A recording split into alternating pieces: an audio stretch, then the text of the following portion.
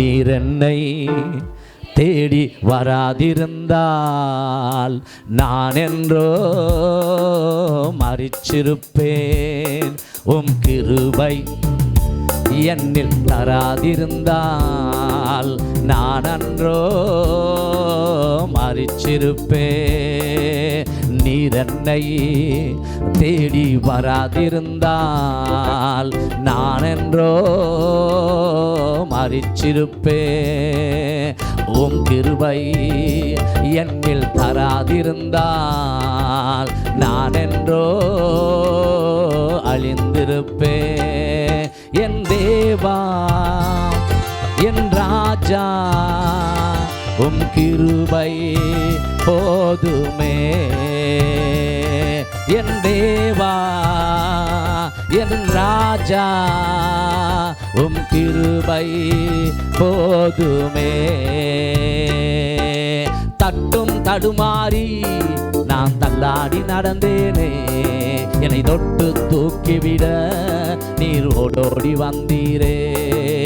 தட்டும் தடுமாறி நான் தள்ளாடி கிடந்தேனே, என்னை தொட்டு தூக்கிவிட நீர் ஓடோடி வந்தீரே.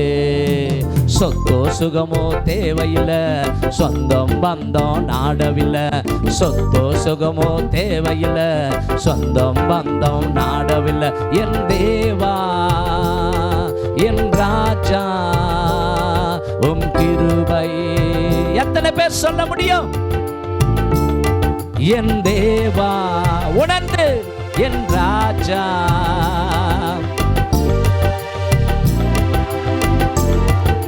அடுத்த வரி, நீர் என்னை தேடி வராதிருந்தால் நான் அன்றோ மரித்திருப்பேன். உம் கிருபை என்னில் தராதிருந்தால் நான் அன்றோ. உலையான சேற்றினிலே நான் உழன்று கிடந்தேனே, உன்னதத்தின் தேவா என்னை உயர்த்தி வைத்தீரே. உலையான சேற்றினிலே நான் உழன்று கிடந்தேனே, உன்னதத்தின் தேவா என்னை உயர்த்தி வைத்தீரே. பேரு புகழோ தேவையில்லை, பேர் சொல்லி அழைத்தவர் நீர் போதும். பேரு புகழோ தேவையில்லை, பேர் சொல்லி அழைத்தவர் நீர் போதும். என் தேவா என் ராஜா உம் கிருபை போதுமே. என் தேவா என் ராஜா உம் கிருபை போதுமே. நீர் என்னை தேடி வராதிருந்தால் நான் அன்றோ செத்து போயிருப்பேன்பா.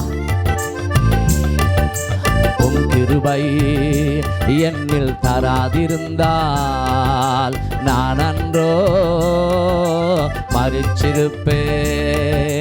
தாயின் கருவினிலே என்னை சுமந்து கொண்டீரே, தாங்கி தாங்கி என்னை உம் தோளில். தாயின் கருவினிலே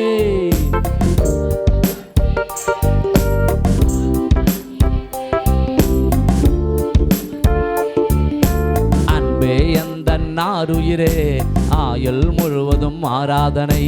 அன்பே எந்தன் ஆருயிரே ஆயுள் முழுதும் ஆராதனை. என் தேவா என் ராஜா உம் கிருபை போதுமே. என் தேவா என் ராஜா உம் கிருபை. எத்தனை பேர் சொல்ல முடியும்?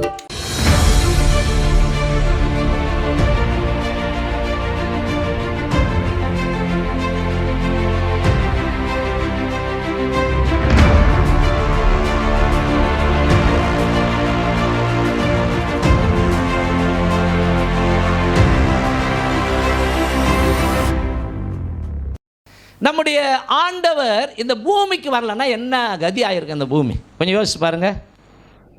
இந்த பூமிக்கு கொஞ்சம் வேறு விதமாக கொஞ்சம் யோசிச்சு பாருங்களேன். இயேசு கிறிஸ்து இந்த பூமிக்கு வரலன்னா என்ன ஆயிருக்கும்? அவ்வளோதானா? இந்த பூமிக்கு கடவுளே வரலன்னா என்ன நடந்திருக்கும்? உலகமே சாபத்தில் தான் கலந்திருக்கும். கவனிங்க, இயேசு கிறிஸ்து என்றைக்கு இந்த உலகத்தில் அவதரித்தாரோ வந்தாரோ அன்றைக்கு தான் இந்த உலகத்தில் இருக்கிற அத்தனை பாவங்களுக்கும் விமோசனம் கிடைச்சது. நல்லா கையை தட்டணும்.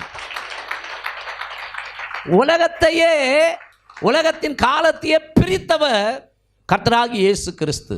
அவர் வந்த நாளிலிருந்து தான் கவனிங்க, கிமு கிபி அப்படின்னு உலகமே பிரிக்கப்பட்டது. நம்முடைய ஆண்டவர் கவனிங்க, ஏதோ தற்செயலாய் பிறந்தவர் கிடையாது. ஒரு கணவனுக்கும் மனைவிக்கும் திருமணம் பண்ணி அது மூலமாய் பிறந்தவர் கிடையாது. அவருடைய பிறப்பே ஒரு அதிசயம். கரங்களை வேட்டி ஆமென் சொல்லுங்க. அவருடைய பிறப்பே அதிசயம். அவர் பிறப்பதற்கு முன்பாகவே கவனிங்க, கிட்டத்தட்ட இந்த 2000 வருஷம் அதுக்கு முந்தி இருக்கிற வருஷங்களை கூட்டி ஒரு 6000 வருஷத்துக்கு முன்பாகவே அவரை குறித்த தீர்க்க தரிசனம் வேதத்தில் உரைக்கப்பட்டிருக்கிறது. அவர் உன் தலையை நசுக்குவார் அப்படின்னு சொல்லி ஆதியாகமம் புஸ்தகம் 3ஆம் அதிகாரம் 15வது வசனத்திலேயே அவர் இந்த பூமிக்கு பிறப்பதின் அந்த தீர்க்க தரிசனத்தை பழைய ஏற்பாட்டிலேயே சொல்லப்பட்டிருக்கிறது. கவனிங்க, எங்கெல்லாம் கர்த்தருடைய தூதனானவர் அப்படின்னு பழைய ஏற்பாட்டில் சொல்லப்பட்டிருக்கிறதோ அங்கெல்லாம் இயேசு கிறிஸ்துவை குறிக்கிறதா இருக்கிறது. நம்முடைய தேவன் கவனிங்க, 3 தேவன் அல்ல, ஒரே தேவன். ஆனால் அவருக்குள் பிதா, குமாரன், பரிசுத்த ஆவியானவராய் கவனிங்க 3இல் ஒன்றாய் இருக்கிறவராய் இருக்கிறார். இப்போ கவனிங்க, நாம ஆவி, ஆத்மா, சரீரம். நமக்குள்ள ஆவி மனிதன் இருக்கிறான், ஆத்ம மனிதன் இருக்கிறான், சரீர மனிதன் இருக்கிறான். ஆவி மனிதா இங்க வா அப்படின்னா கூப்பிடுறாங்க நம்மளை. ஆத்ம மனிதா இங்க வா அப்படின்னா கூப்பிடுறாங்க. நம்ம பேர் சொல்லி கூப்பிட்டவனே நம்ம போறோம். ஆக நமக்குள்ள 3 விதமான ஆள் தத்துவங்கள் இருக்கிறது. அதுபோல நம்முடைய தேவனுக்குள்ளாகவும் 3 விதமான ஆள் தத்துவம் உள்ள தன்மைகள் அடங்கி இருக்கிறது. ஆனால் அவர் ஒரே தேவன். ஆமென். அப்போ அவருடைய பிறப்பு அதிசயம், அவருடைய வாழ்க்கை அதிசயம். ஸ்தோத்திரம். கல்வாரி சிலுவையில் அவர் மரித்தது அதிசயம். மாத்திரமல்ல, அவர் உயிரோடு கூட எழுந்ததும் அதிசயம். ஆமென். இந்த உலகத்தில் எத்தனையோ மகான்கள், எத்தனையோ தலைவர்கள், எத்தனையோ பிரபலமான செல்வாக்குள்ள மனிதர்கள் பிறந்தார்கள், வாழ்ந்தார்கள், மரித்தார்கள். இன்றைக்கும் அவருடைய கல்லறைகள் அடக்கம் பண்ணப்பட்டிருக்கிறது. இன்றைக்கு உலகத்தில் திறந்திருக்கிற ஒரே கல்லறை இயேசு கிறிஸ்துவின் கல்லறை. அவர் இங்கே இல்லை, அவர் உயிர் தெழுந்தார். நல்லா கரங்களை தட்டி ஹல்லேலூயா. நான் கடந்த வாரமே சொன்னேன், தேவனை தொழுது கொள்ளும் பொழுதெல்லாம் அவர் நமக்கு சமீபமாய் இருக்கிறார் என்று வேதம் சொல்லுகிறது. ஆகவே தேவனை இவ்வளவு சமீபமாய் பெற்றிருக்கிற வேற பெரிய ஜாதி எது அப்படின்னு வேதத்தில் சொல்லப்பட்டிருக்கிறது. கவனிங்க, இன்னைக்கு உங்களை பார்த்து யாராவது சரி ஏசுனார் ஏங்க பூமிக்கு வந்தாருன்னு கேட்டா பதில் சொல்ல தெரியுமா? ஒரு காரியம் எனக்கே சரியாய் தெரியாவிட்டால் மற்றவர்களுக்கு நான் எப்படி கற்றுக் கொடுக்க முடியும்? பிரசங்கத்தில் இது ஒரு வார்த்தை பரிசுத்தவான்கள் சொல்லுவாங்க. ஒரு சத்தியம், ஒரு காரியம் எனக்கு சரியாய் தெரியாவிட்டால் மற்றவர்களுக்கு நான் எப்படி சொல்லிக் கொடுக்க முடியும்? எத்தனை பேருக்கு நான் சொல்றது புரியுது? ஆகவே இயேசு கிறிஸ்து ஏன் பூமிக்கு வந்தார் அப்படின்னா அந்த காரியங்கள் எல்லாம் ரட்சிக்கப்பட்ட பிள்ளைகள் சொல்ல தெரியணும். என் வேதத்தின் மகத்துவங்களை நான் அவர்களுக்கு எழுதி கொடுத்தேன், அதை அவர்கள் அந்நிய காரியமாக எண்ணினார்கள். கவனிங்க, நான் கிறிஸ்மஸ் நாள்லாம் அன்றைக்கி வந்தால் தான் பயங்கர என்ஜாய், சந்தோஷம் இல்லை. எனக்கு ஒவ்வொரு ஞாயிற்றுக்கிழமையும் என்ஜாய் தான், சந்தோஷம்தான். ஹல்லேலூயா. இதே சந்தோஷத்தோடு கூட தான் ஞாயிற்றுக்கிழமையும் நான் இந்த பலிபீடத்தின் மேலே ஏறுவேன். ஹல்லேலூயா. ஆமென்.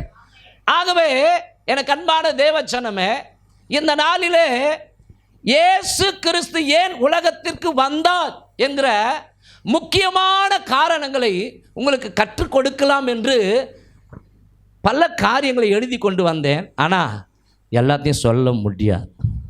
ஆகவே 7 காரணங்களுக்கு நான் எழுதி கொண்டு வந்தேன். ஆனால் இப்போ அதை சொல்ல முடியாது. அப்படி சொல்லணும்னா படிச்சுட்டு விட்டுட்டு போயிடணும். ஆனால் 1-2 உங்களுக்கு விளக்கமாக சொல்லணும் இல்லையா? சரி, ஓகே, ஸ்தோத்திரம். இயேசு கிறிஸ்து ஏன் உலகத்திற்கு வந்தார்? இயேசு கிறிஸ்து ஏன் உலகத்திற்கு வந்தார்? சரி, நம்ம எதுக்காக வாழுறோம்? சரி, நாம ஏன் பிறந்தோம்? இப்படிலாம் கேள்வி கேட்டுருக்கிறோமா? நாம் எங்கேருந்து வந்தோம்? ஏதோ பிறந்தேன், ஏதோ வாழ்ந்து கொண்டு இருக்கிறேன், ஏதோ வந்ததை தின்னு கிடக்கிறேன், ஏதோ விதி வந்தால் சாவ போகிறேன், இப்படியா? இல்லை அன்பானவல்ல, உங்கள் ஒவ்வொரு பிறப்பிற்கும் கர்த்தர் ஒரு நோக்கத்தை வைத்திருக்கிறார். நம்முடைய தேவன் அழியாமை உள்ளவர்.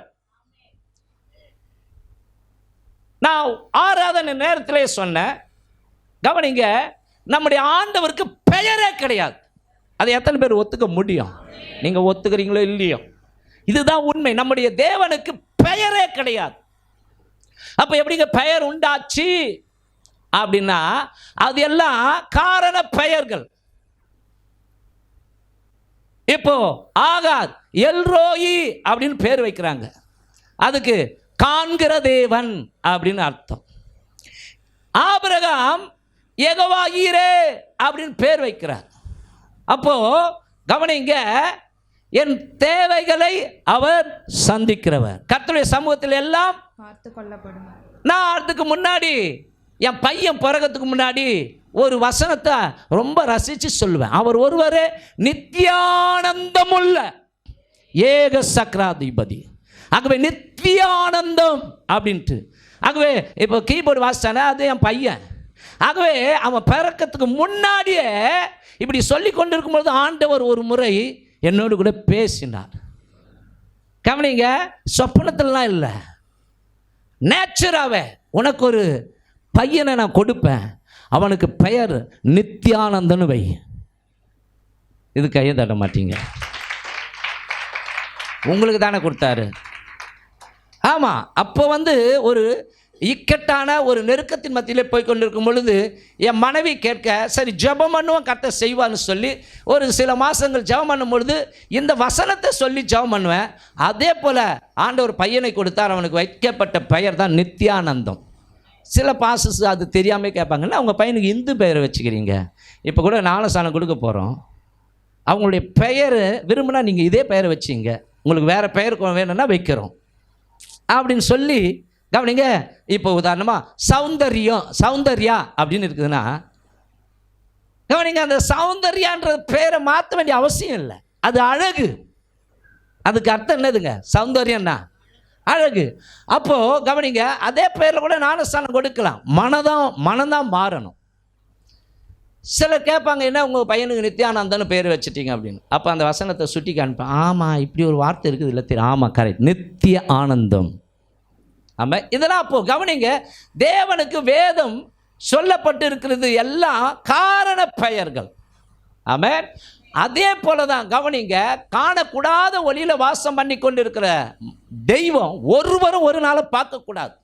என்னை கண்டவன் செத்தான் அப்படின்னு சொல்லியிருக்கிறார். நம்முடைய ஆண்டவர் கட்டு கதைகளினாலே சித்தரிக்கப்பட்ட ஒரு கற்சலை அல்ல, அவர் ஜீவனுள்ள தேவன். அவர் யாருமே பார்க்க கூடாது, பார்க்கவும் முடியாது.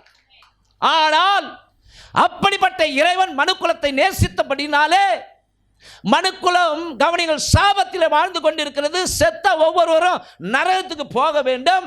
ஆகவே அவர்களை காப்பாற்றும்படி தான் இந்த பூமிக்கு கவனிங்க அவர் மனுஷ சாயலாக இறங்கி வந்தார். ஆமாம், அப்போ கவனிங்க, உங்களை பார்த்து யாராவது இயேசு கிறிஸ்து ஏன் வந்தார் அப்படின்னா, இயேசு கிறிஸ்து இந்த பூமிக்கு வந்ததின் முக்கியமான ஒரு நோக்கம், பாவிகளை ரட்சிக்கவே இயேசு உலகத்தில் வந்தார். கரங்களை தட்டி தேவனுக்கு மகிமை செலுத்துவோம். பாவிகளை ரட்சிக்கவே இயேசு உலகத்தில் வந்தார். அதற்கு ஆதாரமாக 1 தீமோத்தேயு புத்தகம் 1ஆம் அதிகாரம் 15வது வசனம் கூறுகிறது, பாவிகளை ரட்சிக்க கிறிஸ்து இயேசு உலகத்தில் வந்தார் என்கிற வார்த்தை உண்மையும் எல்லா அங்கீகரிப்புக்கும் பாத்திரமானது. அவர்களில் பிரதான பாவி நான். பவுல் சொல்லுகிறார், அவர்களில் பிரதான பாவி நான். எத்தனை பேர் ஒத்துக்கொள்ள முடியுமோ தெரியாது. நான் ஒத்துக்கொள்கிறேன். அவர் சொன்ன வாக்கியம் உண்மை. அவர்களில் பிரதான பாவி நான். அன்பானவர்களே, பாவிகளை ரட்சிக்க கிறிஸ்து இயேசு உலகத்தில் வந்தார். இந்த உலகத்தில் பிறக்கிற ஒவ்வொரு மனிதனும் பாவத்தோடு கூட தான் பிறக்கிறான். பாவத்தோடு கூட தான் பிறக்கிறான். அவனுடைய ரத்தமே பாவ ரத்தம்.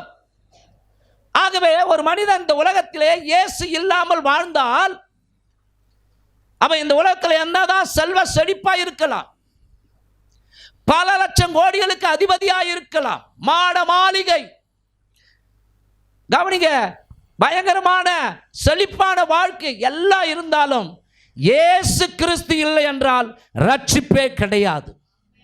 இந்த உலகத்தில் ரட்சிக்கப்படுவதற்கு, மனுஷன் ரட்சிக்கப்படுவதற்கு இயேசு கிறிஸ்துவின் நாமமே அல்லாமல் வேறொரு நாமம் கொடுக்கப்படவில்லை. ஆமென். ஆகவே இயேசுவே ரட்சகர். அப்ப ரட்சிப்பு என்பது, கவனிங்க, அதனுடைய அடையாளம் என்னவென்றால் மீட்கப்படுதல் என்று அர்த்தம். மீட்கப்படுதல் என்று அர்த்தம். நான் ஏற்கனவே கூட சில உதாரணங்களை பிரசங்கத்திலாம் சொல்லுவேன். அந்த காலங்களில் பொது கிணறு ஒன்று இருக்கும். அந்த கிணத்துல தண்ணி மொல்லுவாங்க. அப்போ பித்தளை பாத்திரங்கள் சொல்லுவாங்க, தேக்ஸான்னு சொல்லுவாங்க, பக்கெட்டின்னு சொல்லுவாங்க. அதில் என்ன பண்ணுவாங்கன்னா, அந்த தேங்காய் நாறு கயிறு, பின்னப்பட்ட கயிறு இருக்குது இல்லையா, அந்த கயிறில் தண்ணி மொல்லும் போது நிறைய நேரங்களில் சிலருடைய பாத்திரங்கள் அந்த தண்ணி குடத்தை அப்படி தூக்கும்போது பட்டுன்னு அருந்து கீழே விழுந்துடும். இப்படி பல பாத்திரங்கள் உள்ள கிடக்கும். என்றைக்காவது ஒரு நாள் பாத்திரங்களை மீட்பதற்காக என்ன பண்ணுவாங்க, பாதாள கொலுசை போடுவாங்க. இல்லைனா நீச்சல் ஆழம் தெரிஞ்ச, அந்த ஆழத்தில் போய் முழுகி அந்த பாத்திரங்களை எடுக்க தெரிஞ்ச ஒரு நீச்சல் தெரிஞ்ச மனுஷன் உள்ள குதிச்சு அத்தனை பாத்திரங்களை எடுத்துக்கொண்டு வருவார். ஆகவே பாதாள கிணறு என்று சொல்லப்படுகிற இந்த உலகத்தில் மனுஷர்கள் பாவத்தில் விழுந்து கிடந்தாங்க. அவர்களை மீட்கும்படிக்கு, கவனிங்க, விண்ணுலகில் வாழ்ந்த தெய்வம், கவனிங்க, மனித அவதாரம் எடுத்து பூமியிலே இறங்கி வந்தார். ஆமென். விண்ணில் உன்னை சேர்த்திடவே மண்ணில் உதித்தார், பாவம் யாவும் நீக்கிடவே செந்நீர் வடித்தார் என்று ஒரு பக்தன் சொல்லி இருக்கிறான், பாடியிருக்கிறார். ஆகவே இந்த உலகத்திலே அன்பானவர்களே, நீங்களும் நானும் பாவிகளாக இருக்கும் பொழுது நம்மை மீட்கும்படிக்கு கர்த்தராகிய இயேசு கிறிஸ்து இந்த பூமிக்கு வந்தார். ஆகவே எதிலிருந்து மீட்கும்படிக்கு? எதிலிருந்து மீட்கும்படிக்கு? பாவத்திலிருந்து. மத்தேயு 1ஆம் அதிகாரம் 21வது வசனம் சொல்லுகிறது, அவள் ஒரு குமாரனை பெறுவாள், அவருக்கு இயேசு என்று பெயரிடுவாயாக. ஏனெனில் அவர் தமது ஜனங்களின் பாவங்களை நீக்கி அவர்களை ரட்சிப்பார் என்றான். கவனியுங்கள், இங்கே சொல்லப்படுகிறது, அவர் தமது ஜனங்களின் பாவங்களை நீக்கி. முதல் முறையாக கவனிங்க, தேவன் இந்த அண்ட சராசரங்களை படைப்பதற்கு முன்பாக பரலோகத்தை உண்டாக்கினார், வானங்களை உண்டாக்கினார். அதாவது பரலோகத்தில் வாழ்ந்து கொண்டிருக்கிற உயிர்களை உண்டாக்கினார், தேவ தூதர்களை உண்டாக்கினார். ஆனால் அதில் 1/3 தேவ தூதர்கள் இந்த பூமியில் விழுந்தார்கள். அவர்கள் பாவம் செய்தபடினால வேதத்தில் சொல்லப்பட்டிருக்கிறது, லூசிபர் என்கிற ஒரு தேவதூதன் அவன் பாவம் செய்தபடினாலே அவனை கர்த்தர் அடித்தார். என்ன பாவம்? அவன் பெருமை கொண்டான். தேவனுக்கு நிகராக தன்னை நினைக்க ஆரம்பித்தபடினாலே உண்டாக்கினவருக்கு முன்பாக அவன் நினைக்கிறத ஆண்டவர் கண்டுபிடிக்க முடியாதா? கர்த்தர் அவனை, தேவதூதனை உண்டாக்கி இருக்க, அவன் கர்த்தருக்கு ஈக்குவலா தன்னை நினைத்தபடினாலே கர்த்தர் அவனை அடித்தார். அவனோடு கூட 1/3 தூதர்களையும் அடித்தார். அவர்கள் கீழே விழுந்தார்கள் என்று சொல்லப்பட்டிருக்கிறது. அப்போ ஆண்டவர் பிற்பாடு, கவனிங்க, அருமையாக இந்த உலகத்தை உண்டாக்கி, அந்த உலகத்தில் ஏதேன் என்கிற ஒரு தோட்டத்தை உண்டாக்கி, அந்த தோட்டத்தில் கவனிங்க, தன்னுடைய சாயலின்படி, தன்னுடைய ரூபத்தின்படி மனுஷனை படைத்தார். இந்த உலகத்தை யாரு கொடுக்கலான்னு யோசிக்கும் பொழுது அவளுடைய சிந்தையில் வந்தது தேவ தூதர்கள் அல்ல, மனுஷர்கள்.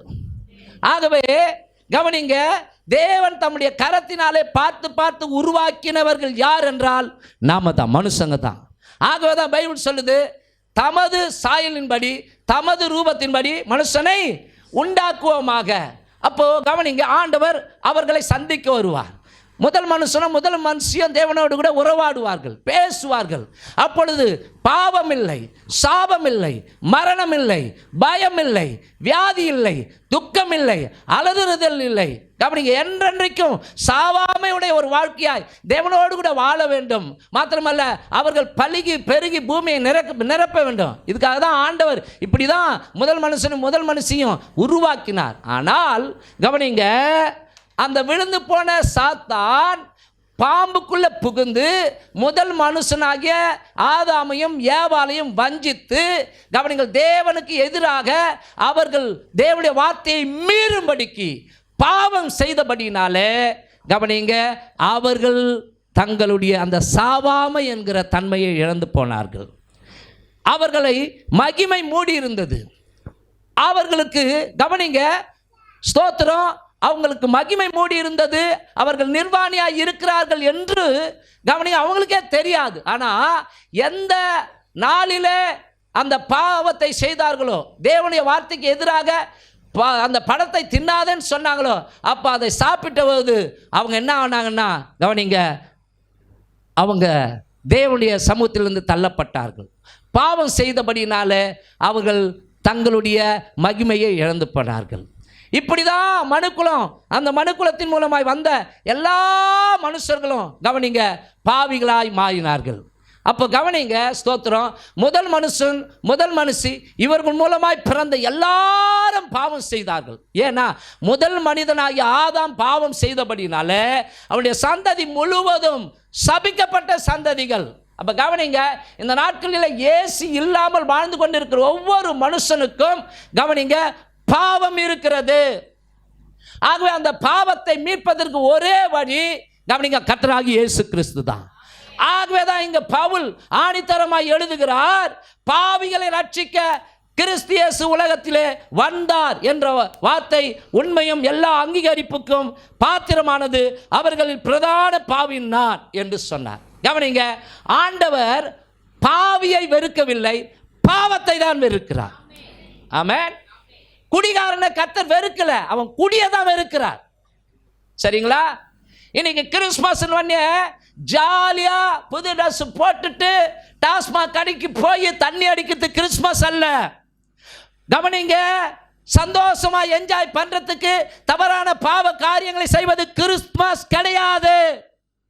இயேசு கிறிஸ்து இந்த பூமிக்கு வந்ததின் நோக்கமே மனுக்குலம் பாவத்திலிருந்து விடுதலை பெற்றுக்கொள்ள. அப்ப அவர் வந்ததின் நோக்கம் ஒவ்வொரு மனிதனும் பாவத்தை வெறுக்க வேண்டும். ஆமென். பாவங்கள் மறைக்கிற மனுஷன் வாழ்வடைய மாட்டான், பாவத்தை மறைக்கிற மனுஷன் வாழ்வடைய மாட்டான். ஆனால் அவர்களை அறிக்கை செய்து விட்டு விடுகிறவனோ தேவனிடத்தில் இரக்கம் பெறுவான். அன்பானவர்களே கவனிங்க, பாவம் நல்ல பாம்பை விட கொடிதானது. நம்ம பாவம்னு சொல்லுவோம், யாருன்னா பிச்சை எடுக்குறாங்கன்னு வச்சுங்க, ஸ்தோத்திரம், கவனிங்க, ஒரு வயசான பாட்டியாம பிச்சை எடுக்குதுன்னா ஐயோ பாவம் அப்படின்னு பேர் வச்சிடுவோம். ரோட்ல யாருன்னா விழுந்துட்டாங்களா ஐயோ பாவம்னுவோம். இது பரிதாப சொல்ல அல்ல. கவனிங்க, அதான் சொல்றேன், நல்ல பாம்பு இருக்குது பாத்தீங்களா, அந்த விஷத்தை விட கொடிய ஒரு வார்த்தை பாவம். ஆமென். கவனிங்க, மெய்யான இறைவனை விட்டு படைத்தவரை புறமே தள்ளி படைக்கப்பட்டவைகள் தெய்வம் என்று சொல்லி கையெழுத்து கும்பிடுவது ஒரு மனிதன் பாவம் செய்கிறான் என்று அர்த்தம். அவன் மீது சாபம் இருக்கிறது, அவன் மீது பாவம் இருக்கிறது. அப்போ அன்பானவர்களே, பாவ வாழ்க்கையிலிருந்து மனுஷன் தன்னை விடுவித்துக் கொள்ள முடியாது. ஒரு மனிதனை பாவத்திலிருந்து விடுதலையாக்குற வல்லமை படைத்தவர் கர்த்தராகிய இயேசு கிறிஸ்து மாத்திரமே. நல்லா கையை தட்டி, உண்மை, இந்த உலகத்துக்கு பிற்பாடுதான் மெய்யான வாழ்க்கை தொடங்குகிறது. எத்தனை வருஷம் இந்த பூமியில் நீயும் நானும் வாழ்ந்துட முடியும்? 100 வருஷம் வச்சிக்கோ, ஆடம்பர பங்களா வச்சிக்கோ, கவனிங்க, லட்சம் கோடி வச்சிக்கோ, அதிகாரம் வச்சிக்கோ. ஆனா ஒரு நாளைக்கு எல்லாரும் கண்ணை மூடணும், செத்து தான் ஆகணும். அப்பதான் வாழ்க்கை தொடங்குகிறது. எந்த மனுஷன் இந்த உலகத்திலே வாழும் பொழுது சிலுவையிலே தனக்காக பாடுகளையும் சாபங்களையும் பாவங்களையும் சுமந்து ரத்தம் சிந்தி ஜீவனை கொடுத்து மரித்து 3ஆம் நாள் உயிரோடு கூட எழுந்தாரு, அந்த காரியத்தை எந்த மனுஷன் விசுவாசித்து என் இருதயத்திலே, தன்னுடைய இருதயத்திலே, இயேசுவே நான் ஒரு பாவி, நான் வருந்துகிறேன், எனக்காக நீ வந்தீர், என் பாவத்துக்காக சாபத்துக்காக சிலுவையிலே ரத்தம் சிந்தினீர், என்னை மன்னியும் என்று மெய்யான ஒரு மனஸ்தாபம் வரும் பொழுது கவனிங்க, அவன் ரட்சிக்கப்படுகிறான். ஆமென். இதுவரைக்கும் நான் இயேசுவை பார்த்ததே கிடையாது. ஆமா, ஆனா என் வேதம் சொல்லுகிறது எனக்காக இரட்சகர் கொடுக்கப்பட்டார் என்று. அவர் சிலுவையிலே என் பாவங்களை சுமந்தார் என்று. 1995க்கு முன்னாடி கவனி, கண்டதே காட்சி, கொண்டதே கோலம், மனம் போல வாழ்க்கை, சினிமா, கவனிங்க, மற்ற நண்பர்களோடு கூட சகவாசம், வாழ்க்கை, கவனிங்க, ஏனோ தானே என்று கழித்து கொண்டிருந்தேன். ஆனால் 1995 என்னுடைய ஹார்ட்டில் ஒரு பிரச்சனை வந்து செத்து போக கடந்த ஒரு சூழ்நிலையில், ஹார்ட்டில் வாழ்வு இயங்காமல் செத்து போகிற ஒரு சூழ்நிலையில் இருக்கும் பொழுது தான் ஒரு காலத்தில் நான் வெறுத்தேன். இது வெள்ளைக்கார தெய்வம், வெளிநாட்டு கடவுள், மதம் பரப்ப வராங்க, இப்படி தான் என்னுடைய மைண்டில் இருந்தது. ஆனால் 1995 என் கிராமத்திற்கு சுவிசேஷத்தை சொல்ல வந்தார்கள், இயேசுவை குறித்து அறிவித்தார்கள். அன்றைக்கு இயேசுவுக்கு என்னுடைய இருதயத்தை கொடுத்தேன். இயேசு கத்தி என்று ரத்தம் என்று எனக்கு அறுவை சிகிச்சை செய்து எனக்கு ஜீவனை கொடுத்தார். இது சத்தியம். அன்னைக்கு இப்படி சொன்ன, ஏசப்பா நீங்கள் மாத்திரம் என்னை காப்பாற்றினீங்களா, உமக்காக நான் இதோ வராங்களே ஊர் ஊராக போய் இப்படி சொல்லுவேன். அது ஊழியன்னு எனக்கு தெரியாது, அது சுவிசேஷன்னு எனக்கு தெரியாது, அது சத்தியன்னு எனக்கு தெரியாது. ஆனால் ஆண்டவர் அன்றைக்கு என் கண்களை திறந்தார். அப்போ இந்த இயேசுனாரை எப்படி கும்பிடணும் எனக்கு தெரியாது. ஒருத்தர்கிட்ட போய் பைபிளை வாங்கினேன், படிக்க ஆரம்பித்தேன். கவனிங்க, ஆதியாகமம் தொடங்கி வெளிப்படுத்தின விசேஷம் வரைக்கும் படிக்க படிக்க படிக்க படிக்க கவனிங்க, 10 கூட 11 என்று இயேசுநாதரை நம்பிக்கொண்டிருந்த நான் என்றைக்கு இந்த வேதத்தை படிக்க ஆரம்பித்தேனோ அன்றைக்கு 10 கூட 11 அல்ல, இவர் ஒருவரே தேவன், இவர் ஒருவரே தேவன். ஹல்லேலூயா. அன்றைக்கு மற்றவர்களை கிண்டல் பண்ணினேன், வெள்ளைக்கார தெய்வத்தை கும்பிடுறிய அப்படின்னு சொல்லி, ஸ்தோத்திரம், அல்லேலூயான்னு கிண்டல் பண்ண, பரியாசம் பண்ண. ஆனால் இப்படி பரியாசம் பண்ண, கேலி பண்ண, இப்படிப்பட்ட மனுஷனாகி என்னை கர்த்தர் தேர்வு செய்து நீயே என்னுடைய சத்தியத்தை சொல்லும்படிக்கு நான் உன்னை தெரிந்து கொண்டேன் என்று சொல்லி பாவத்திலிருந்து எனக்கு கர்த்தர் விடுதலை கொடுத்தார். ஆமென். என் அந்தரங்க பாவ காரியங்களிலிருந்து விடுதலை கொடுத்தார். அந்தரங்க பாவனா அப்படி ஒன்றும் எதுவும் செய்ய மாட்டேன், என்ன ஃபுல்லாக நல்லா சினிமா பார்ப்பேன். ஸ்தோத்திரம். கவனிங்க, நிறைய இந்த கிரைம் நாவல், கதை புஸ்தகம் படிப்பேன், நண்பர்களோடு கூட சேர்ந்து ஜாலியாக சுற்றுவேன். அப்போது எனக்குள்ள இயேசு வந்த உடனே இதுவல்ல வாழ்க்கை, எனக்கு உணர்வை கொடுத்தார், எனக்கு புத்தி தெளிந்தது. இன்னைக்கு ரட்சிக்கப்பட்டு இயேசுவோடு கூட 29 ஆண்டுகளாக வாழ்ந்து கொண்டு இருக்கிறேன். இயேசு எனக்கு நல்லவராய் இருக்கிறார். அல்லேலூயா. எனக்கு அன்பான தேவ ஜனமே, இயேசு கிறிஸ்து வந்ததின் நோக்கமே பாவத்திலிருந்து நம்மை விடுவிக்க. ஆமென். ஆகவே எல்லா வழியும் வழி கிடையாது, அவர் ஒருவரே வழி. ஐ ஆம் த வே. நானும் ஒரு வழியாய் இருக்கிறேன் என்று சொல்லவில்லை, நானே வழியும் சத்தியமும் ஜீவனுமாய் இருக்கிறேன், என்னாலே அல்லாமல் ஒருவனும் மோட்சத்துக்கு வரான். ஆமென். அப்போ கவனியுங்கள், விபச்சார அந்த பாவத்தில் கண்டுபிடிக்கப்பட்ட அந்த பெண்மணியை கூட பார்த்து ஆண்டவர் சொல்லுகிறார், போ, இனி பாவம் செய்யாது. இனி என்னை கேட்டுக்கொண்டிருக்கிற அன்பான தேவச்சனமே, கிறிஸ்மஸ் என்ஜாய் பண்ணுறதுக்கு கிடையாது. எதுக்கு? கவனிங்க, கிறிஸ்மஸ்னால இயேசு பிறந்ததின் நோக்கமே நாம் விடுவிக்கப்பட்டது போல மற்றவர்களும் விடுவிக்கப்பட வேண்டும். ஆமென். நாம் ரட்சிக்கப்பட்டது போல மற்ற மக்களும் ரட்சிக்கப்பட வேண்டும். அவர்களுக்காக ஜெபம் பண்ணணும், அவர்களுக்காக வேண்டுதல் செய்ய வேண்டும். அப்போ இங்கே சொல்லுகிறார், பாவிகளை ரட்சிக்கவே கிறிஸ்து இயேசு இந்த பூமிக்கு வந்தார். அப்ப இந்த நாளில தேவனோடு கூட உங்களுடைய உறவை புதுப்பியுங்கள். சரி, புது ட்ரெஸ் எல்லாம் போட்டோம், பிரியாணி போய் சாப்பிட்டு நல்லா தூங்கிட்டு அவ்வளோதான் போயிடணுமா? இல்லை, இன்றைக்கு ஒப்பு கொடுத்தல், ஒரு புதிய தீர்மானம். அங்கே பவுல் சொல்றாரு, கிறிஸ்து எனக்கு ஜீவன், சாவு எனக்கு ஆதாயம். ஆமென். அப்படின்னா நான் அல்ல, எனக்குள் இயேசுவே வாழ்ந்து கொண்டிருக்கிறார். ஒருவன் கிறிஸ்துவுக்குள் இருந்தால் அவன் புது சிருஷ்டியா இருக்கிறான். பழையவைகள் ஒளிந்து போயின, எல்லாம் புதிதாயின. ஆமென். இன்றைக்கு பேரு தான் கிறிஸ்துவ பேரு, செய்யறது எல்லாம் அநியாயம், அட்டூழியம். ஆமா, கவனிங்க, இன்னைக்கு பேரு தான் கிறிஸ்துவ பேரு, ஆனா செய்யற கிரியைகள் எல்லாம் அட்டூழியமான கிரியைகள். அப்போ அவருடைய பெயரை நீங்கள் கெடுத்தால் அவர் உங்களை கெடுப்பார். பைபிளை படிக்கிறோம் இல்லையா? நீங்கள் தேவனுடைய ஆலயமாய் இருக்கிறீர்கள் என்றும், தேவனுடைய ஆலயத்தை ஒருவன் கெடுத்தால் அந்த ஆலயத்தை தேவன் கெடுப்பார். அப்போ இந்த ஆலயம், இந்த சரீரமாகிய இந்த ஆலயம் ஆண்டவர் போட்ட பிச்சை. இதை கெடுக்கிறதுக்கு யாருக்கும் உரிமை கிடையாது. இதை குறித்து நாம் ஒரு நாள் எல்லாரும் கணக்கு ஒப்பிக்க வேண்டும். அன்பானவர், இந்த வாழ்க்கைக்கு பிற்பாடு ஒவ்வொரு மனிதன் செய்த அந்தரங்கமான காரியங்களுக்கு கணக்கு ஒப்பிக்க வேண்டும். சிந்தித்த சிந்தனைகளுக்கு கணக்கு ஒப்பிக்க வேண்டும். பேசின பேச்சுகளுக்கு கணக்கு ஒப்பிக்க வேண்டும்.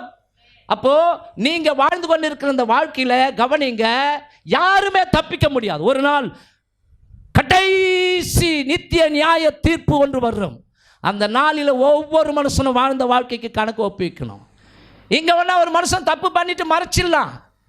இங்க வேணா நீங்க நினைக்கலாம் நீதி செத்து போச்சுன்னு நீங்க நினைச்சலாம். இங்க நீதியை கவனிங்க, கோடிகளை கொடுத்து வாங்கிடலாம்.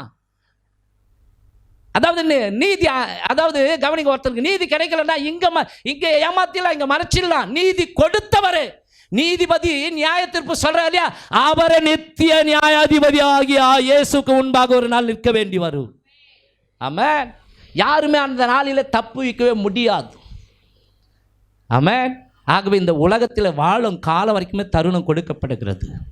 ஆகவே மனம் திரும்பு, இப்பொழுதே மனம் திரும்பு. கவனிங்க, இந்த உலகத்தில் ஆண்டவர் வந்ததின் நோக்கம் என்ன தெரியுமா? ராஜ்யத்தின் சுவிசேஷத்தை பிரசங்கிக்க வந்தார் என்று சொல்லி வேதத்திலே லூக்கா புஸ்தகம் 4ஆம் அதிகாரம் 13வது வசனம் சொல்லுகிறது. லூக்கா புஸ்தகம் 4ஆம் அதிகாரம் 43 வாசிங்க. லூக்கா 4:40. அவர்களை நோக்கி, நான் மற்ற ஊர்களிலும் தேவனுடைய ராஜ்யத்தை குறித்து பிரசங்கிக்க வேண்டும், இதற்காகவே அனுப்பப்பட்டேன் என்றார். அப்போ கவனிங்க, ராஜ்யத்தின் சுவிசேஷத்தை பிரசங்கிக்க எல்லாருமே இந்த ராஜ்யத்துக்காக தான் ஆசைப்படுறோம். இந்த ராஜ்யம் நிரந்தரம் அல்ல. இம்மைக்காக மாத்திரம் கிறிஸ்து மேல் நம்பிக்கை உடையவர்களாய் இருப்போமானால் மற்ற எல்லா மக்களை பார்க்கலாம் பரிதவிக்கப்பட்டவர்களாய் இருப்போம்.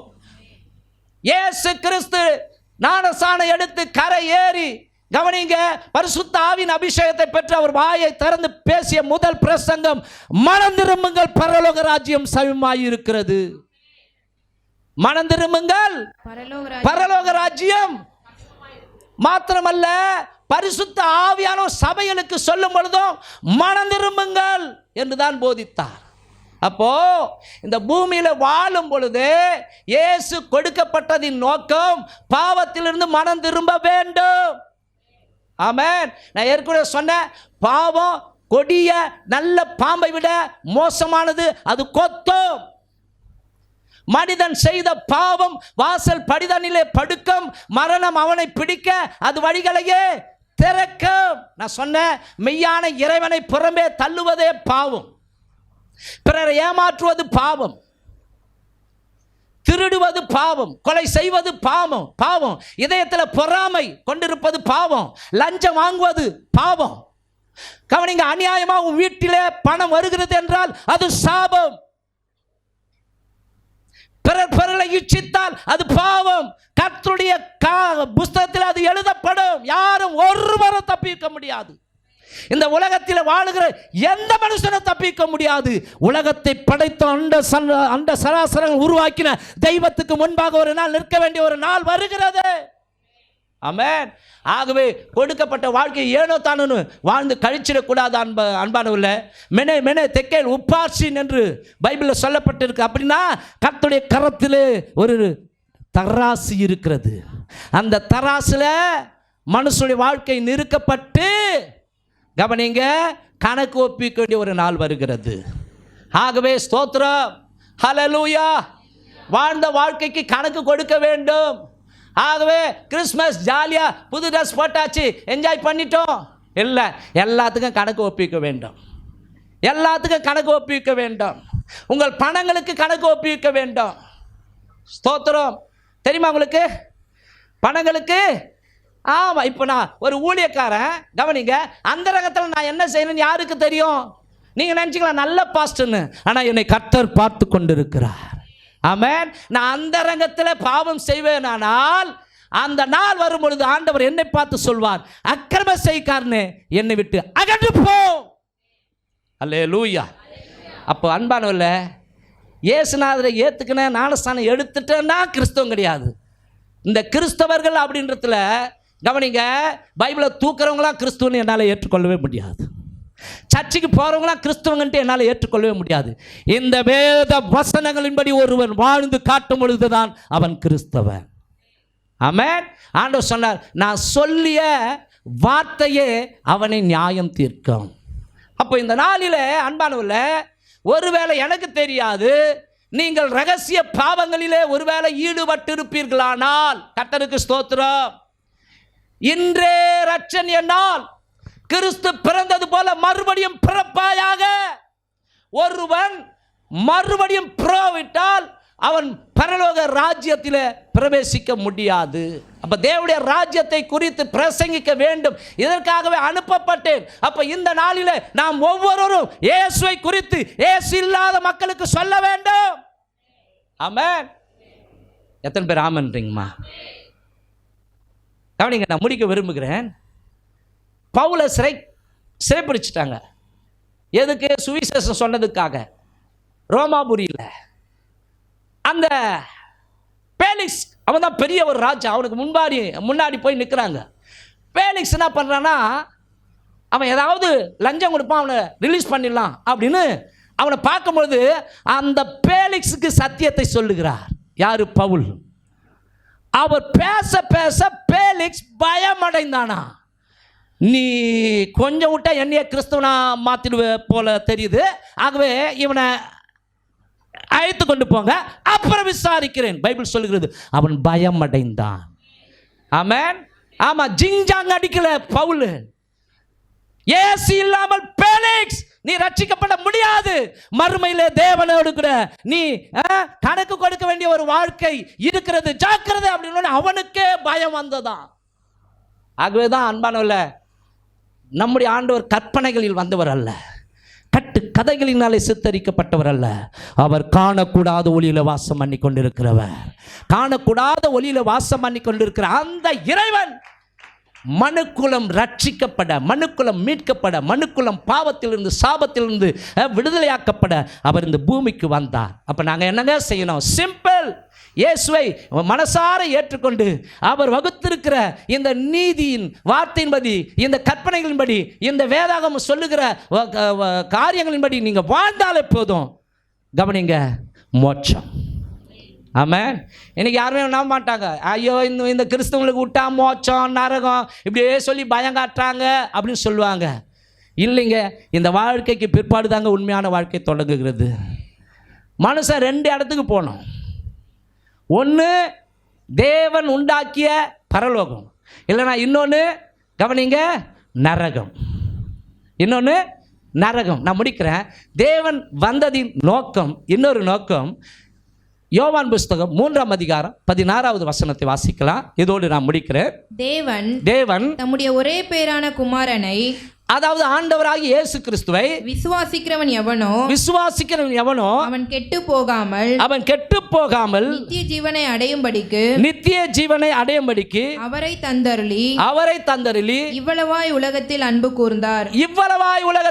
கூர்ந்தார். கவனிங்க, தேவன் தம்முடைய ஒரே பேரான குமாரனை விசுவாசிக்கிற எவனோ அவன் கெட்டு போகாமல் நித்திய ஜீவனை அடையும்படிக்கு அவரை தந்தருளி இவ்வளவாய் உலகத்தில் அன்பு கூர்ந்தார். அப்படின்னா இந்த பூமிக்கு இயேசு கிறிஸ்து வந்ததின் நோக்கம் நித்திய ஜீவனை ஒவ்வொரு மனிதனுக்கும் கொடுக்கவே. சரிங்களா? நான் அடிக்கடி இந்த உதாரணத்தை உங்களுக்கு சொல்லுவேன். இந்த டம்ளரில் இருக்கிற தண்ணியை பாருங்க, எல்லாரும் பார்த்துட்டிங்களா? நம்ம எல்லாரும் மெரினா பீச்சுக்கு போய் இந்த தண்ணியை கடற்கரையில் ஊற்றிடுறோம். Empty tumbler ஆகிடுதா? இப்போ ஒரு கவனிங்க, என்ன வருது நமக்கு? இப்போ கடலில் இருக்கிற தண்ணியெல்லாம் இந்த டம்ளரில் மொண்டு கரையில் ஊற்றி காலி பண்ணலான்னு சொல்லி எண்ணெய் வந்து மொண்டு ஊற்ற ஆரம்பித்தா கடல் தண்ணி வத்துமா? வத்தாது.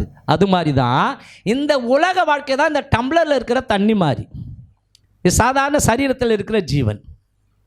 ஆமாம். ஆனால் மறுமையில் கடல் தண்ணி எப்படி வத்தாமல் இருக்கிறதோ அதுபோல் நீங்களும் நானும் கர்த்தர் நமக்காக உருவாக்குகிற ஒரு சரீரத்தில் வாழ போகிற வாழ்க்கை தான் நித்திய ஜீவன். யுகமாய் வாழ்ந்து கொண்டு இருக்கிற ஒரு வாழ்க்கை. ஆமென். கவனிங்க, அந்த சரீரத்தில் தான் இயேசு கிறிஸ்து உயிரோடு கூட எழுந்த பொழுது கவனிங்க, வந்து என்னை தொட்டு பாருங்கள் என்று சொன்னார். வந்து என்னை, அப்போ அது எப்படிப்பட்ட சரீரமாக இருக்கும்? இந்த சரீரத்தை தான் ஒவ்வொருவனுக்கும் கர்த்தர் உருவாக்கி கொண்டிருக்கிறார். ஆமென். நான் போய் உங்களுக்காக ஒரு ஸ்தலத்தை ஆயத்தம் பண்ணின பின்பு நான் இருக்கும் இடத்துல உங்களையும் இருக்கும்படிக்கு நான் வந்து உங்களை அழைத்துக் கொள்வேன். போனவர் வரப்போகிறார். என்னைக்குன்னு தெரியாது, நிச்சயமாய் வருவார். கிறிஸ்தவம் இதை நம்ப வேண்டும். பைபிள் சொல்லுகிறது. கவனிங்க, அவர் மேகங்கள் மேல் கவனிங்க ஏறி பரலோகத்துக்கு போனவர் ஒரு நாள் நிச்சயமாக மேகத்தின் நடுவிலே வரப்போகிறார்.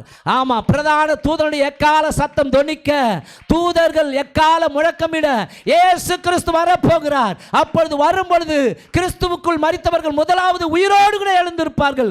பின்பு ஒரு நிமிஷத்தில் ஒரு இமைப்படுதில் உயிரோடு இருக்கிற நாமெல்லாம் மறுரூபமாக்கப்படுவோம். ஆமென். அல்லேலூயா. ஆகவே அன்பானவர்களே, ஸ்தோத்திரம். கவனிங்க, நித்திய ஜீவனை ஆண்டவர் கொடுப்பேன் என்று வாக்கு கொடுத்திருக்கிறார். சாவே இல்லாத ஒரு வாழ்க்கை. ஆகவே தான் நான் சொன்னேன், இது வாழ்க்கை கிடையாதுங்க, மறுமையில் தொடங்க போகிறத அதுதான் கவனிங்க உண்மையான வாழ்க்கை. மாத்திரமல்ல, இன்னொரு காரியத்தையும் உங்களுக்கு சொல்லி நான் முடிக்கிறேன். பிசாசின் கிரியைகளை அடிக்கும்படிக்கு வெளிப்பட்டார் என்று வேதத்தில் வாசிக்கிறோம். பிசாசின் கிரியைகளை அடிக்கவே ஆண்டவர் வெளிப்பட்டார். 1 யோவான் புஸ்தகம் 3ஆம் அதிகாரம் 8வது வசனம். 1 யோவான் 3:8. பாவம் செய்கிறவன் பிசாசினால் உண்டாயிருக்கிறான். ஏனெனில் பிசாசானவன் ஆதி முதல் பாவம் செய்கிறான். பிசாசினுடைய கிரியைகளை அழிக்கும்படிக்கே தேவனுடைய குமாரன் வெளிப்பட்டார். பிசாசுடைய கிரியைகளை அழிக்கும்படிக்கே தேவனுடைய குமாரன் வெளிப்பட்டார். அப்ப பிசாசின் கிரியைகள் அப்படின்னா கவனிங்க, இந்த உலகத்தில் ஏற்கனவே ஒருவன் விழுந்து போய் கிடக்கிறான். இந்த உலகம் பொல்லாங்கனுக்குள் கிடக்கிறது. அந்த பொல்லாங்கன் எவனை விழுங்கலாமோ என்று வகை தேடி சுற்றி தெரிந்து கொண்டிருக்கிறான். திருடன் திருடவும் கொல்லவும் அழிக்கவும் வருகிறான். நானும் அவைகளுக்கு ஜீவனை கொடுக்கவும் அந்த ஜீவன் பரிபூரணப்படவும். அப்ப பிசாசின் கிரியைகள் அப்படின்னா இன்னைக்கு மனுஷங்க பண்றதுலாம் பிசாசின் கிரியைகள் தான். பிசாசுனா கருப்பா ஒரு உருவம் வந்து அப்படியே பயங்கரமா அதெல்லாம் பிசாசு கிடையாது. உன் மைண்டை டிஸ்டர்ப் பண்றதே பிசாசு தான். ஆமென். பாவம் செய்ய வைக்கிறவனே பிசாசு தான். கொலை செய்ய வைக்கிறவனே பிசாசு தான். இதை சொன்னால் நம்புவாங்களா? இல்லை, பைபிள் சொல்கிறது.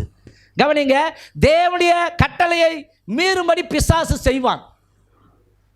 கவனிங்க, ஜனங்களுடைய இருதயத்தில் இருக்கிற வசனத்தை பொறுக்கி போடுவானா, உள்ள தங்கி உணர்வடைய அவன் விடமாட்டான்.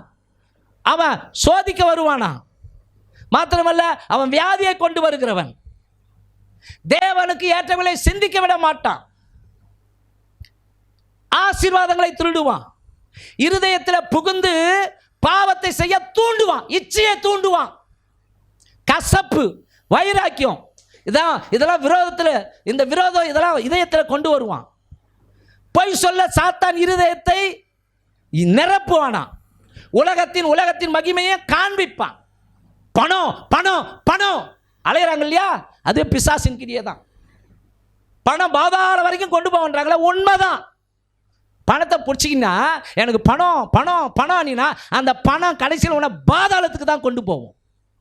பாதாளத்தில் ஐயோ அக்கினி. அப்போ கவனிக்க, இதெல்லாம் பிசாசுடைய கிரியை. விபச்சாரம், பொருளாசை, இது இதயத்தில் என்னது? பிசாசின் கிரியை. புருஷனுக்கு விரோதமாய் மனைவி துரோகம் செய்வது பிசாசின் கிரியை. மனைவிக்கு விரோதமாய் புருஷன் துரோகம் செய்வது. ஒரு ஸ்திரியை கவனிங்க, கூட இணைந்து விபச்சாரம் பண்ணாதான் விபச்சாரம் இல்லை. புதிய ஏற்பாடு சொல்கிறது, ஒரு ஸ்திரியை இச்சையோடு கூட நீ பார்த்தாலே அவளோடு கூட விபச்சாரம் செய்தாயிற்றார். ஒரு ஸ்திரியை இச்சையோடு கூட நீ பார்த்தாலே அவளோடு கூட விபச்சாரம் பண்ணிட்ட, நீ தப்பிக்க முடியாதுன்னு பைபிள் சொல்லுது. ஆமென். அப்போ இதை யார் செய்கிறான்னா பிசாசு. இப்படி மனுஷனை மோசம் போக்க மனுஷன் என்ன பண்ணுறான்னா கவனிங்க, அவனுக்கு இடம் கொடுக்குறான். இதோ பிசாசு வருகிறான், அவனுக்கு இடம் கொடாமல் அவனுக்கு எதிர்த்து நில்லுங்கள். யோசேப்பு எதிர்த்து நின்னா இல்லையா?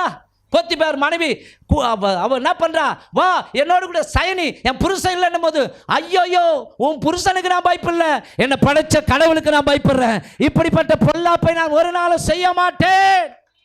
ஆமென். அப்போ இதெல்லாம் அழிச்சார் கர்த்தர்.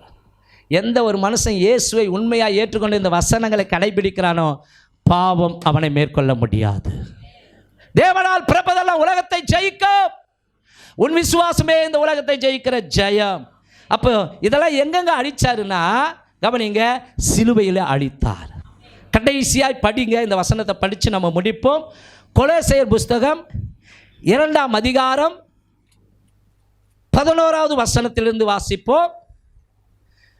அல்லாமலும் நீங்கள் கிறிஸ்துவை பற்றும் விருத்த சேதனத்தினாலே மாம்சத்திற்குரிய பாவ சரீரத்தை களைந்து விட்டதினால் கையால் செய்யப்படாத விருத்த சேதனத்தை அவருக்குள் பெற்றீர்கள்.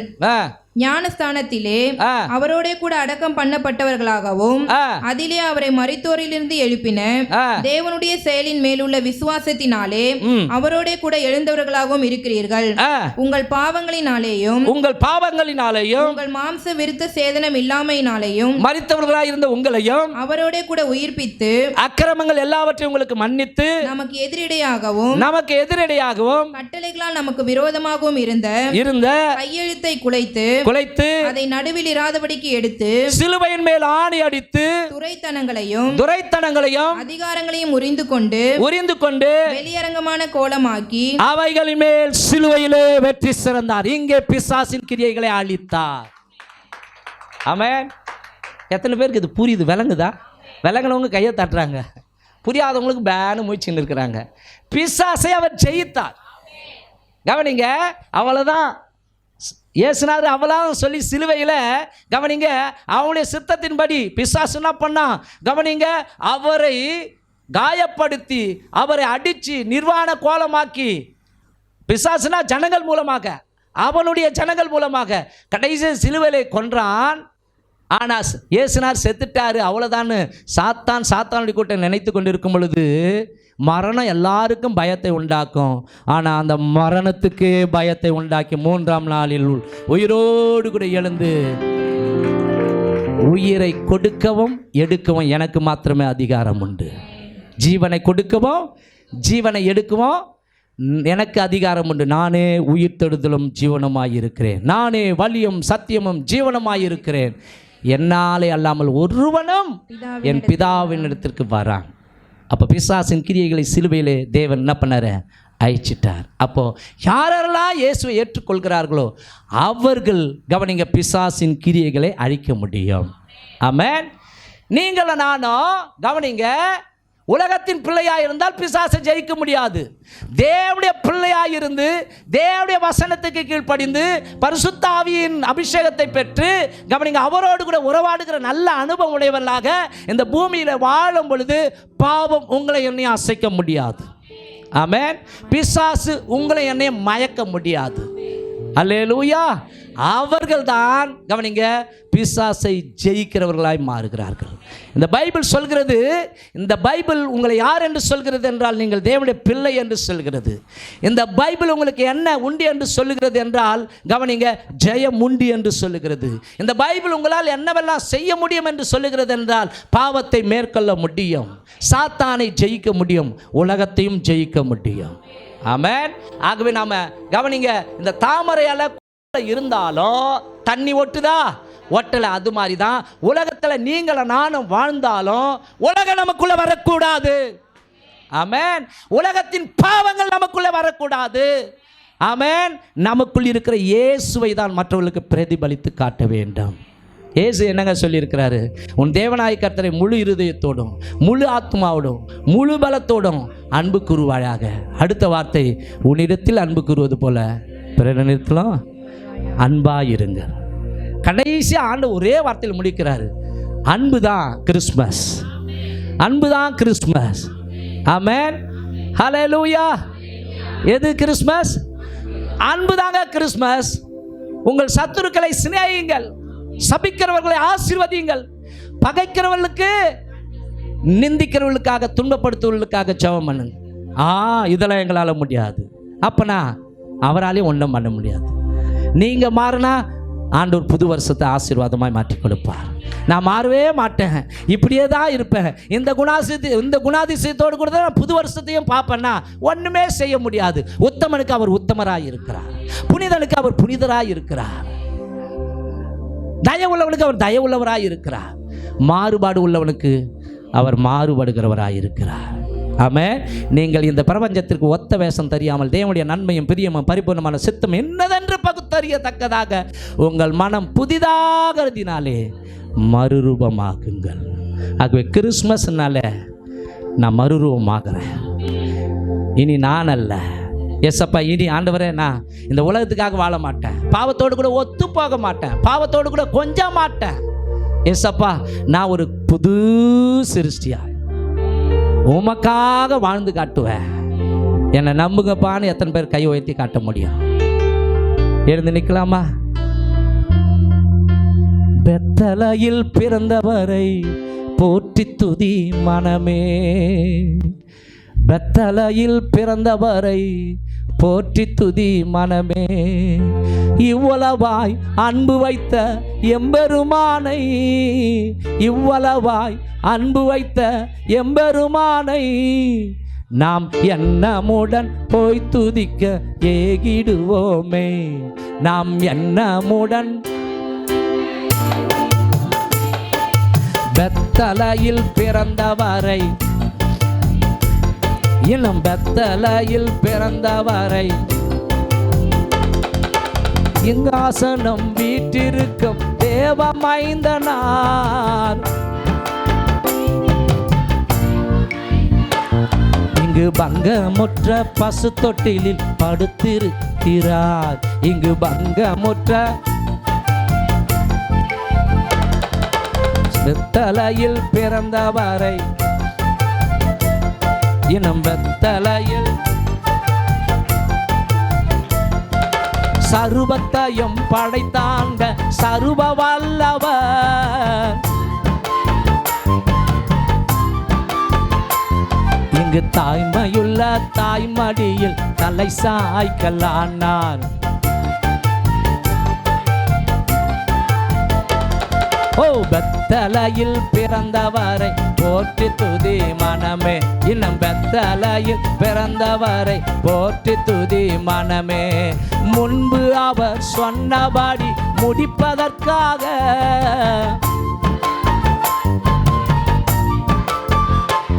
இங்கு மோட்சம் விட்டு தாட்சியுள்ள உன்னணையிலே, இங்கு